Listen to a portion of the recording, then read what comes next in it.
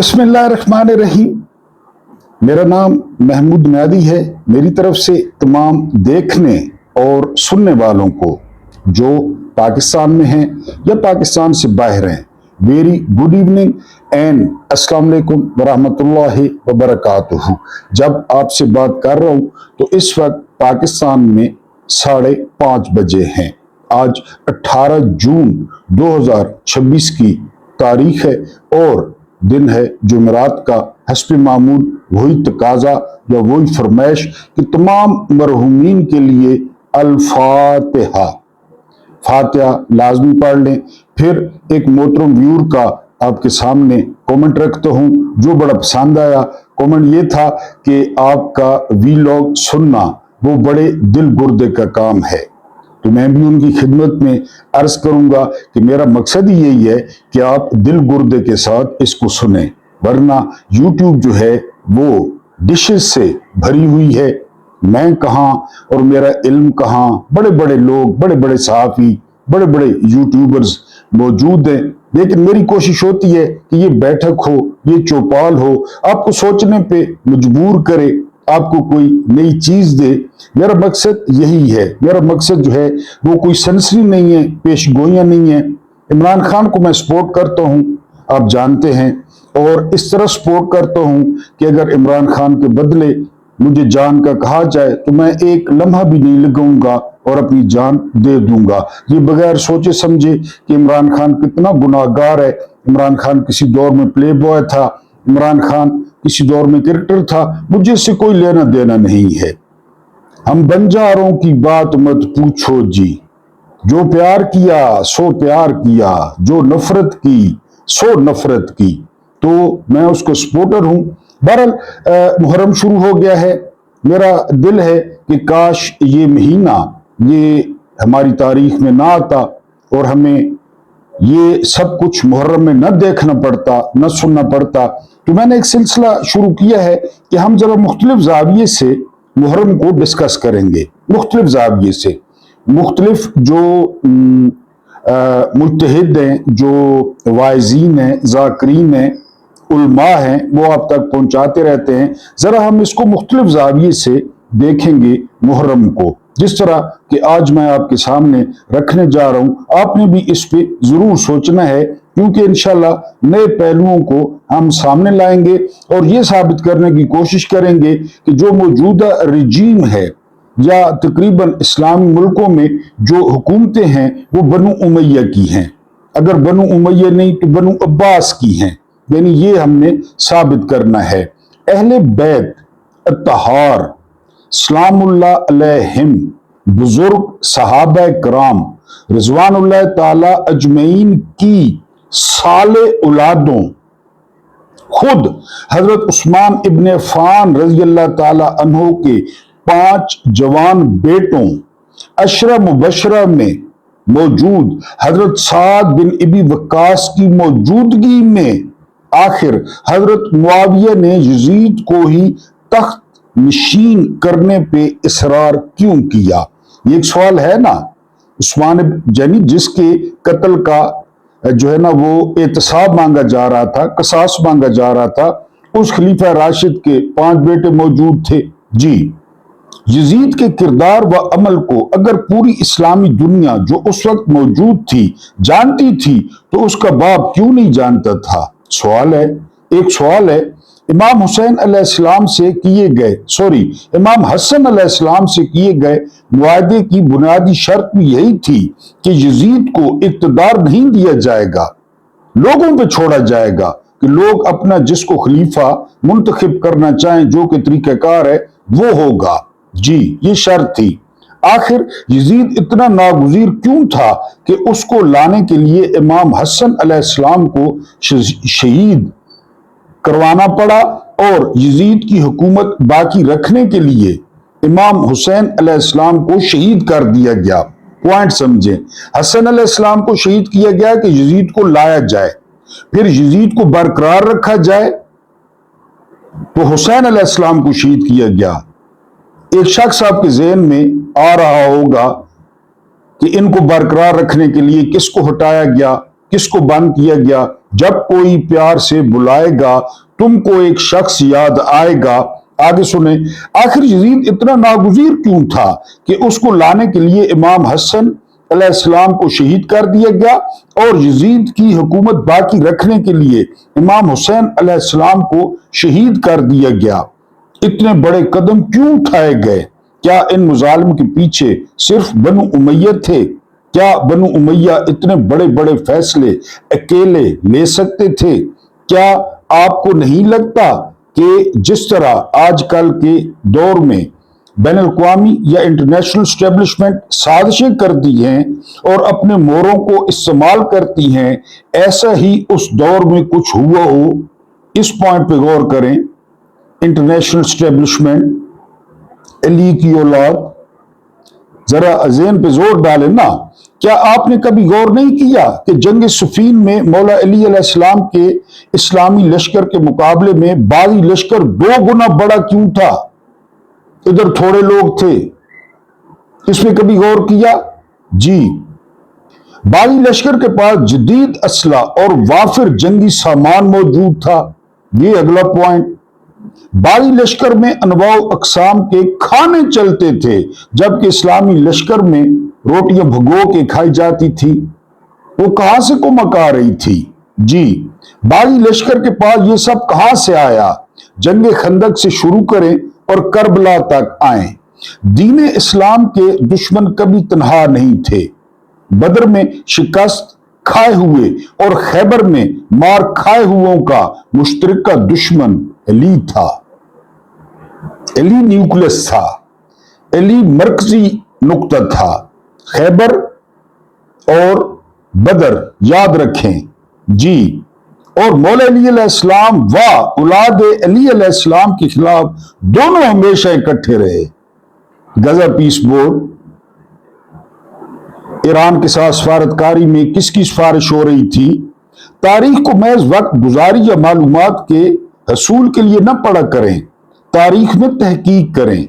Yazid को आलमी एजेंडे के तहत ही लाया गया था। मकसद इस्लाम को जड़ से मिटाना था। जो लोग कहते हैं ना कि हुसैन ने इस्लाम नहीं बचाया, तो वो जरा बनु उमैया के 80 या 90 साल दौर को पढ़े, उनको समझ आ जाएगी। अब यहां तो इतना टाइम नहीं है, न मैं कोई आलिम हूं। जी, इमाम हुसैन अलैहिस्सलाम की कुर्बानी ने मगर इस वक्त की आलमी एस्टेब्लिशमेंट का मंसूबा खाक में मिला दिया था। इमाम हुसैन अलैहिस्सलाम ने दीन इस्लाम को बचाने के लिए बहुत बड़ा काम किया है, वरना जो कुछ इब्लीसी कुव्वतें चाहती थी और अगर कामयाब होती तो आज इस्लाम का नामो निशान भी मौजूद नहीं होता और अहलियान पाकिस्तान से ज्यादा ऐसी साजिशों को कौन समझ सकता है? आप तो 78 साल से डसे हुए हैं यार। कौन किसका मोहरा था, किताबें भरी हुई है। बाजवा CIA का एजेंट था, फीजुल्लाह नियाज़ी कह रहा है। कोई आर्मी चीफ अमेरिका की मर्जी के बगैर नहीं बनता, हमीद गुल कह रहे हैं। तो आपको तो अच्छी तरह पता होना चाहिए IGI को पैसे किसने दिए और इत्तेहाद किसने बनवाया।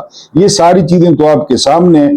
आज का दौर आपके सामने है। हमारे 4 मुद्दे हैं आज जिनको हमने डिस्कस करना है। उन मुद्दों में पहला मुद्दा है कि जनरल आसिम मुनीर, मैं महमूद नियाज़ी आपके खिलाफ गवाही जरूर दूंगा अगर मुझे मौका दिया गया।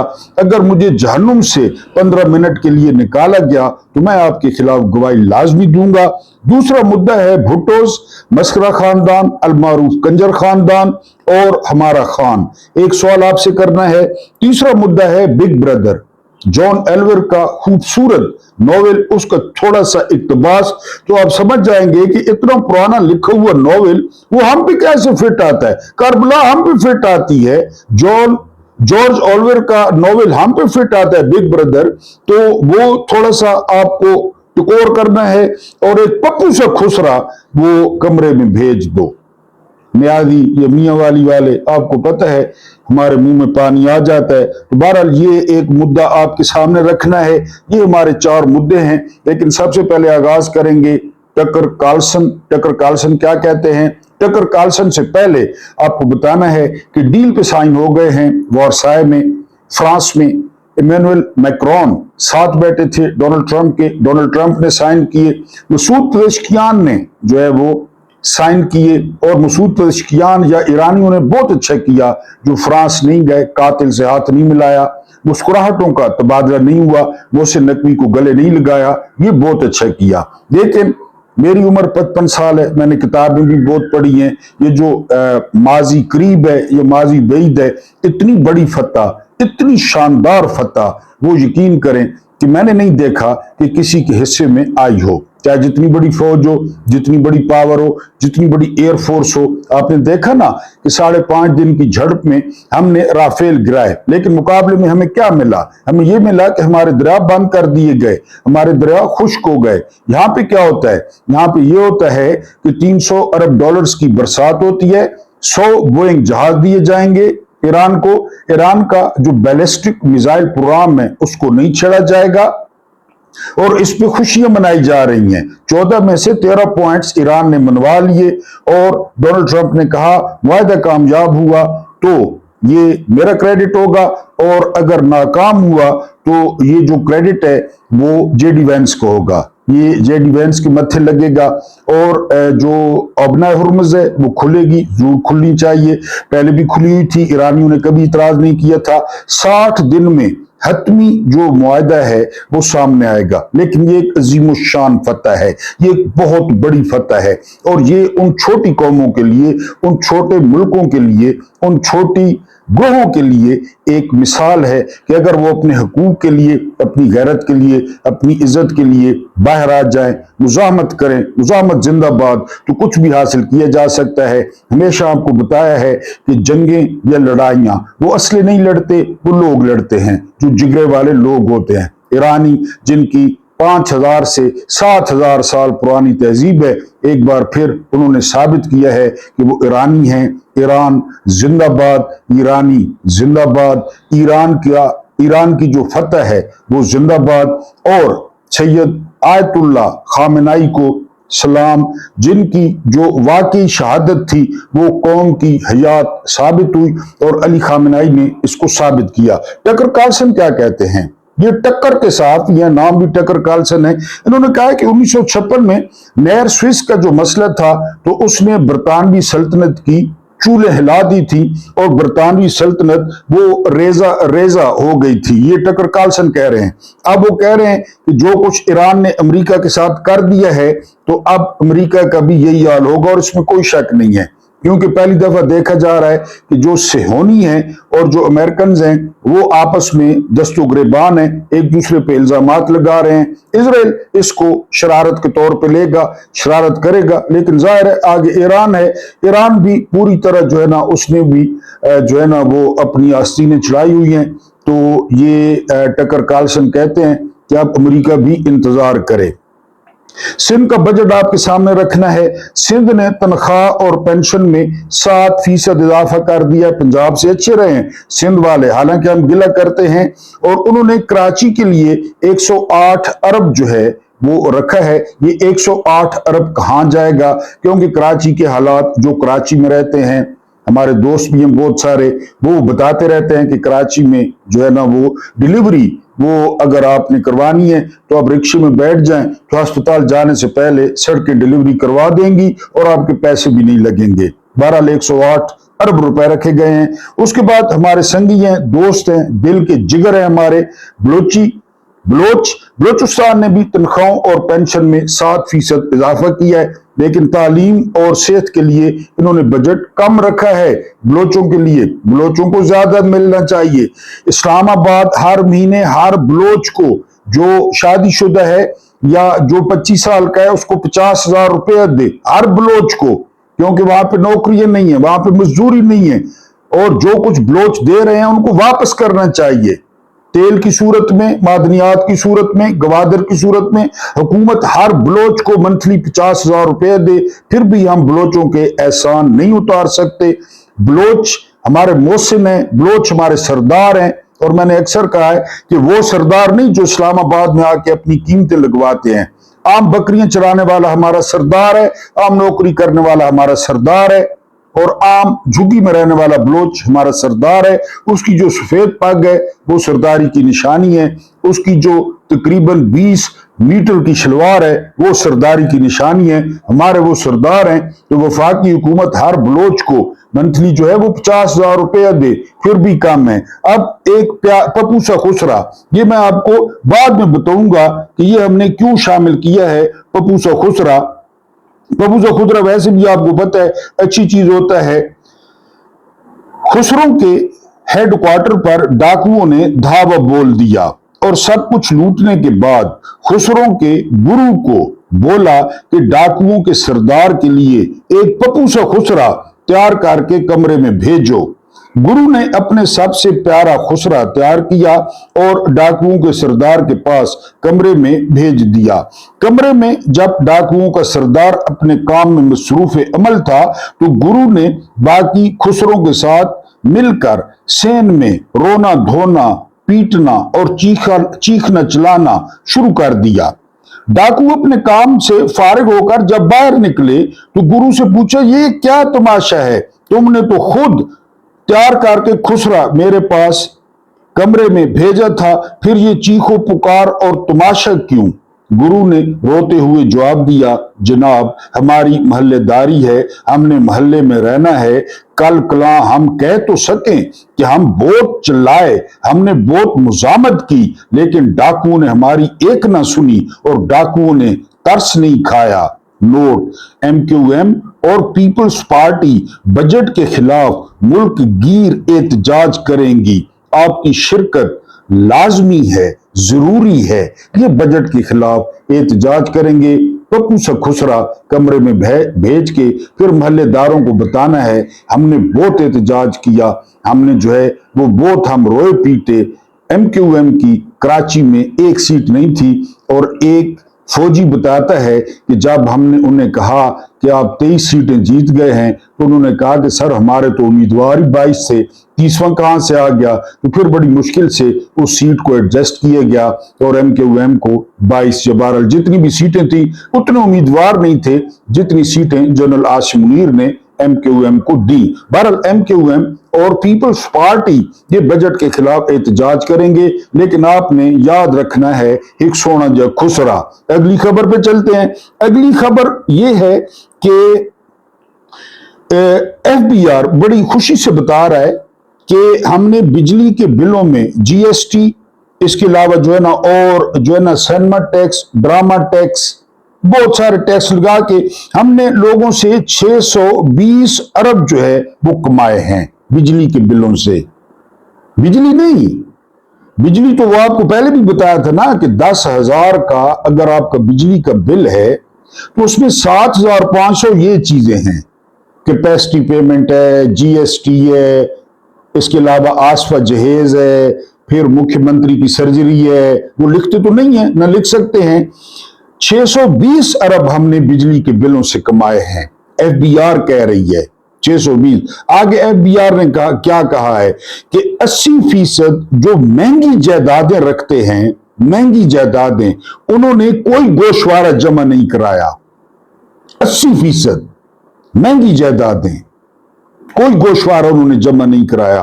750 ارب بینکوں میں پڑا ہے، 750 ارب، لیکن جن کا یہ ہے انہوں نے 1 روپے ٹیکس نہیں دیا۔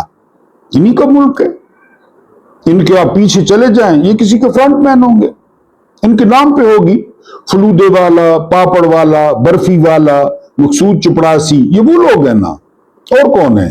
750 ارب ٹکے کا ٹیکس نہیں ہے۔ مالک اور ہوگا، پاکستان میں چل ہی رہا ہے، مالک کوئی اور ہوگا نا، یہ تو میری طرح ہوں گے جن کی 80% مہنگی جائیدادیں ہیں، گوشوارے بھی جمع نہیں کروا۔ میں نے کرائے ہوئے گوشوارے، میں نے گوشوارے جمع کرائے ہوئے ہیں، یہ 80% مہنگی جائیدادوں والوں نے نہیں کرائے۔ ٹھیک ہو گیا۔ اس کے بعد اگلی خبر، یہ فورن پالیسی ہے، بہت زبردست میگزین ہے، اس کی رائے سے میں تو متفق نہیں ہوں، لیکن چونکہ خبر آپ کے سامنے رکھنی ہے۔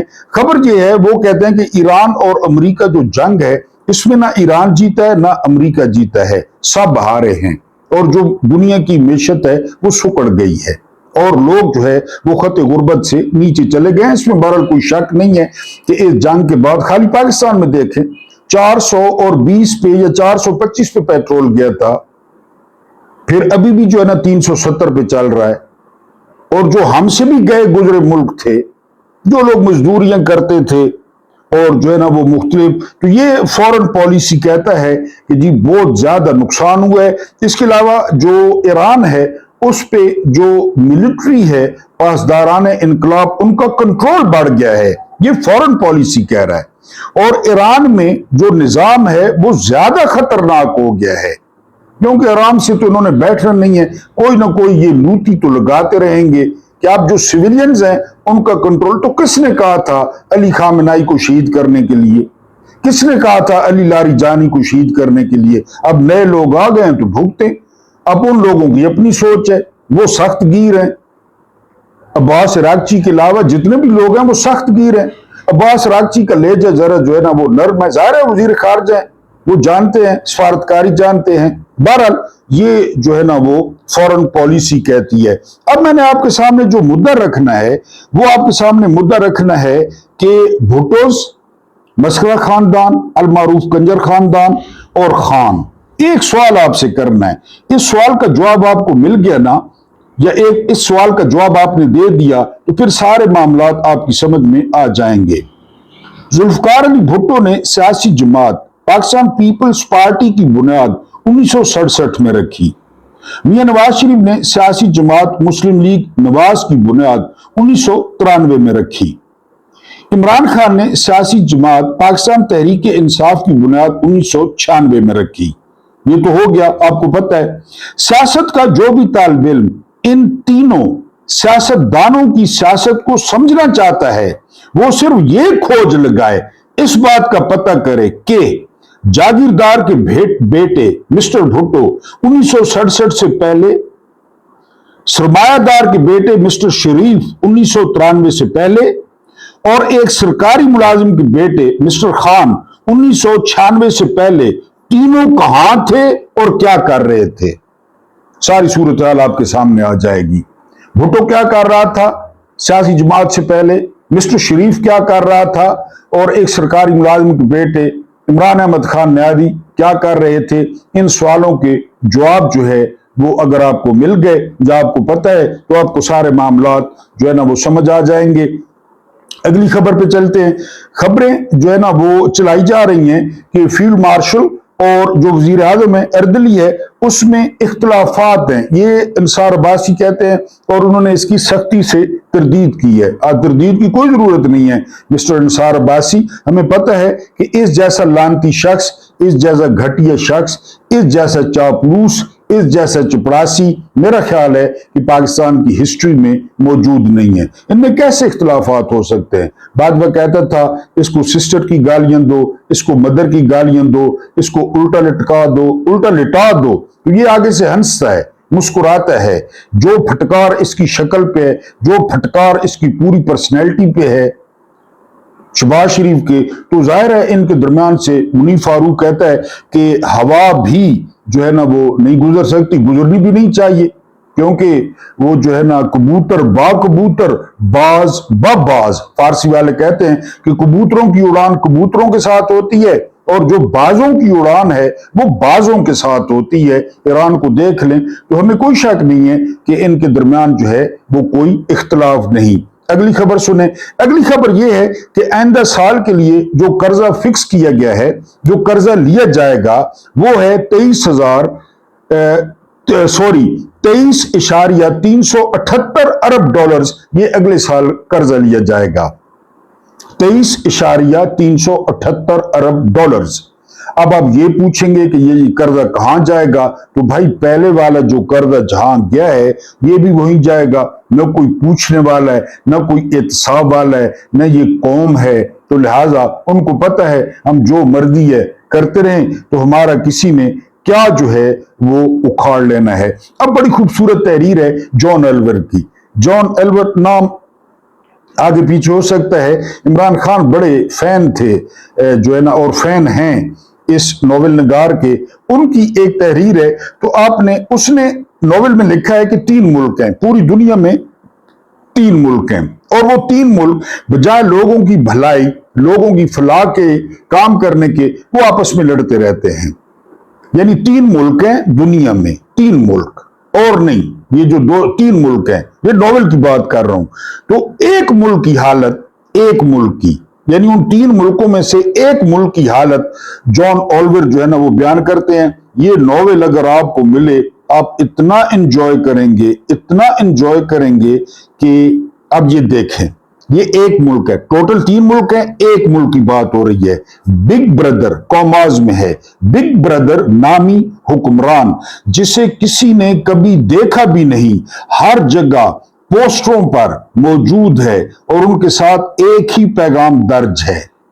जिधर जाए पोस्टरों पे जरा डॉट कनेक्टिंग खुद करनी है, अपने गली मोहल्लों में, मोटरवे पे पोस्टर, किसकी तस्वीर, बिग ब्रदर।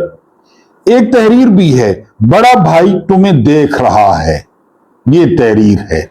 ठीक है जी। मुल्क में निगरानी और सेंसरशिप की कैफियत यह है कि घरों के अंदर टेली स्क्रीनें नस्ब हैं, वीरान जगहों में भी माइक छुपे हुए हैं और आजादाना सोचना तक एक संगीन जुर्म समझा जाता है। दुनिया में 3 मुल्क हैं, उन 3 मुल्कों में से एक मुल्क की हालत मैं आपको बता रहा हूं।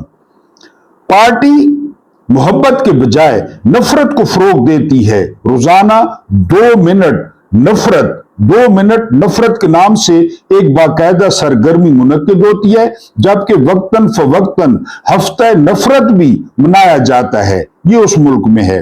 नफरत के इस इज्तिमाई इजहार के लिए पार्टी ने एक मुस्तकिल दुश्मन भी मुकर्रर कर रखा है, इमरान खान। यहां पे लिखा हुआ है गोल्ड स्टेन, एक दुश्मन है उनका ख्याली। यहां तो आप जानते हैं एक दुश्मन है गोल्ड स्टेन, उन्होंने मुकर्रर कर रखा है। ठीक है जी। तहरीर व इशात पर सख्त पाबंदियां हैं, लिखना महदूद है और पढ़ने के लिए सिर्फ वही मवाद दस्तयाब है जो पार्टी खुद शाया करती है। बादशाह खुद शाया करता है, MF के जरिए, रावी के जरिए, अंसार अब्बासी के जरिए, मोहम्मद मालिक, तलत हुसैन, सलीम साफी, एजाज सैयद, बहुत लंबी लिस्ट है। माजी में रद्दोबदल एक मुसलसल अमल है, माजी में रद्दोबदल किया जाता है। तमाम रिकॉर्ड्स एक ही मरकज में महफूज किए जाते हैं, ऑडियो वीडियोस, और जब जरूरत पड़ती है तो उन्हें मुकम्मल तौर पर तब्दील कर दिया जाता है। सरकारी तौर पर अभी तक हमूद रहमान कमीशन रिपोर्ट, ये नोवेल है जी। मिसाल के तौर पर अगर चॉकलेट का हफ्तावार राशन 30 ग्राम से कम करके 20 ग्राम कर दिया जाए तो उससे कमी नहीं बल्कि इजाफा साबित किया जाता है। इस मकसद के लिए पुराने रिकॉर्ड में तब्दीली करके यह दिखाया जाता है कि पहले राशन 15 ग्राम था, अब 20 कर दिया है, हालांकि था 30। वो 8,500 वाला गरीब नहीं है। रिकॉर्ड में टेम्परिंग। यूं अवाम की जिंदगी में बेहतरी के सरकारी दावे हमेशा दुरुस्त साबित होते हैं। ये वो मुल्क है जो मैं आपको नोवेल का बता रहा हूं, हमेशा दुरुस्त। अभी इश्तिहारात जंग भरा हुआ है, इश्तिहारात से सारे अखबार बेहतरी, उड़ान और रॉकेट की तरक्की, एड़ियां रगड़ने दे चश्मा यहां से निकलेगा, खान बार आया तो तेरी पैंट से चश्मा निकलेगा, ये लगा हुआ है। ठीक है जी। उसके बाद पार्टी अपने शहरियों को डबल थिंक यानी दोहरी सोच की तरबियत भी देती है। सोचना किस तरह है, इसका मतलब यह है कि इंसान बैक वक्त 2 मुतजाद बातों को सच मान ले। कैसे? पार्टी की पूरी फिक्र चंद मशहूर नारों में सिमट आती है जो बजायर मुतजाद मगर डबल थिंक की बेहतरीन मिसाल है। अब डबल थिंक क्या है? जंग अमन है, आजादी गुलामी है, जहालत ताकत है। डबल थिंक आपस में कोई जोड़ है? जंग अमन है, आजादी गुलामी है, जहालत ताकत है। डबल थिंक ये रियासत सबक देती है, याद रखें। ये नारे सिर्फ सियासी प्रोपेगेंडा नहीं बल्कि पूरे निजाम हुकूमत की बुनियाद है। पार्टी चाहती है कि लोग मंतक और हकीकत के बजाय उसकी दी हुई सच्चाई पर यकीन करें। चुनाचे अगर जंग हमेशा जारी रहे तो इसे अमन करार दिया जाता है। यहां जंग जारी नहीं, KPK, बलोचिस्तान, TTP, BLA। जी, अगर इंसान हर लम्हा निगरानी में हो तो उसे आजादी कहा जाता है। हर लम्हा आप निगरानी में, आप आजाद हैं। और अगर अवाम सवाल करना छोड़ दें तो इसे ताकत समझा जाता है, जहालत नहीं। ये डबल थिंकिंग है। सवाल तो आप करते ही नहीं है। अगर सवाल आप नहीं करते तो ये क्या है? ताकत है, सोटा है, डंडा है। जी, पार्टी किसी भी वक्त ऐलान कर सकती है कि आप दुश्मन बदल गया है, और अवाम को ना सिर्फ ये तस्लीम करना होता है, नवाज शरीफ को मारो 2E ते लत मार के फिर ले आओ, बेनजीर को निकालो, ले आओ, फिर ले आओ, फिर ले आओ। दुश्मन अपने यानी उसके मुताबिक तब्दील कर दिया जाता है, और अवाम को तस्लीम करना पड़ता है कि ठीक है जी, अब ये दुश्मन नहीं है। उसके बाद दुश्मन, और यही न्यूज स्पीक का असल मकसद है। अगर बगावत के लिए अल्फाज ही मौजूद ना हो तो बगावत का तस्वुर भी आहिस्ता आहिस्ता खत्म हो जाएगा। बगावत का लफ्ज ही नहीं है रियासत में, यानी एक लफ्ज ही खत्म हो गया तो आप कहां से लेंगे? ये न्यूज स्पीक है। इस घुटन ज़दा मुआशरे में भी विंस्टन जाग उठता है। अब कहानी शुरू होती है इमरान खान की। वो पार्टी से अपनी नफरत का शौरी इदराक करता है, बिग ब्रदर से मोहब्बत जैसे ममनू शय का तजर्बा करता है, लोगों से मोहब्बत करता है, और बिलाखिर सोच के पहरेदारों के हत्थे चढ़ जाता है, वो उसे अगवा कर लेते हैं। इसके बाद अजियत, तजलील और ज़हनी तशद्दुद का एक तवील सिलसिला शुरू होता है, यहां तक कि आखिरकार वो टूट जाता है। ये नॉवेल का इक़्तिबास था कि वो टूट जाए, वो मोहब्बत, वो इंसानी हुकूक, वो आजादी, वो इज्जत, वो गैरत, इसकी बात करता है। 3 मुल्क हैं दुनिया में, एक मुल्क ये है जिसका आपको बताया। एक खबर आपके सामने और रखनी है, फिर हम मेन मुद्दे पे आएंगे। अगली खबर क्या है? अगली खबर ये है कि पीपल्स पार्टी को बता दिया गया है कि GB में, गिलगित बल्तिस्तान में जो है ना, वो हुकूमत बनेगी नून लीग की और तहरीके एहतलाम की, यानी इनकी हुकूमत बनेगी। लिहाजा ये सरकारी हाजन का दावा है। सरकारी हाजन आपको पता है, ये उनका दावा है कि इनकी जो है वो हुकूमत बनेगी। नया चूरन जो बेचा है मोहसिन नकवी ने कि जो है ना फील्ड मार्शल वो जाते हैं तेहरान में और जो है ना वो मिन्नत तरला करते हैं कि अमेरिका को फेस सेविंग दी जाए, लेकिन ईरानी नहीं मानते और जंग शुरू होने में 2.5 घंटे रह जाते हैं या 2 घंटे रह जाते हैं। तो फील्ड मार्शल जो मुज़ाकरात के सरबराह होते हैं ईरान के, उनको कहते हैं कि ठीक है आप बात न माने, लेकिन आखिर में मैशर में आपने गवाही देनी है कि मैंने जाने बचाने की कोशिश की, एक जान मैं जो है वो नहीं जो है वो जाया करना चाहता। और ये मोहसिन नकवी ने बताया है, उनके आंसू निकल गए। वो गवाही ईरानी दें या न दें, मैं इंशाल्लाह जनरल आसिम मुनीर साहब वो आपके खिलाफ जो है, अगर मुझे निकाला गया दोज़ख से 10 मिनट के लिए, 15 मिनट के लिए, तो मैं जरूर गवाही दूंगा कि आप रिटायर हो गए थे। जब आप लेफ्टिनेंट जनरल बने तो आप गायब हो गए, बड़ी मुश्किल से आपको ढूंढा गया, क्योंकि आप चाहते थे कि जिन लोगों का नाम चीफ बनने के लिए जाए उनमें मेरा नाम भी हो। फिर भी आप 3 दिन लेट हो गए, लेकिन नवाज शरीफ के साथ साजबाज करके PTI को तबाह करने की शर्त पे कि नवाज शरीफ वजीर आजम बनेगा या नून लीग और आप चीफ बनेंगे, आप चीफ बने। आप रिटायर्ड लेफ्टिनेंट जनरल हैं, मैं गवाही दूंगा कि 9 मई वाले दिन क़यामत बर्पा कर दी गई। एक फॉल्स फ्लैग ऑपरेशन था। सुबह एक बहुत बड़े लीडर को कॉलर से पकड़ा जाता है, उसकी बेइज्जती की जाती है, रेंजर्स उसको पकड़ते हैं, फिर उसकी फुटेजेस जारी होती है, उसके हामी नौजवान होते हैं, वो सड़कों पे आ जाते हैं, उनका मुल्क है, वो जो मर्जी है करें। फ्रांस में होता है, अमेरिका में होता है, आपको जो है ना वो याद होगा, कैपिटल हिल याद होगा, उनके खिलाफ फॉल्स फ्लैग ऑपरेशन होता है। उस दिन तकरीबन 17 से 18 बंदे 9 मई वाले दिन वो शहीद कर दिए जाते हैं। ईरान में आप एक बंदा शहीद नहीं होने देते, ये मैं गवाही दूंगा। मैं ये गवाही दूंगा कि 9 मई के बाद पार्टी पर क़यामत बर्पा कर दी गई और ऐसे ऐसे लोगों को 9 मई में जिम्नियों में दिया गया कि जब वो उस दिन उस शहर में मौजूद नहीं थे, जिसमें से एक शाह महमूद कुरैशी भी हैं। आपने लोगों के कारोबार तबाह कर दिए, आपने लोगों के वाशरूम तोड़ दिए, ये सारा कुछ आपकी मर्जी से हुआ, आपकी आशीर्वाद से हुआ। मैं गवाही दूंगा कि कौम का पाकिस्तान की हिस्ट्री में 1971 में भी हुआ था, लेकिन ऐलान हो गया था कि मुजीबुर रहमान जीत गए हैं।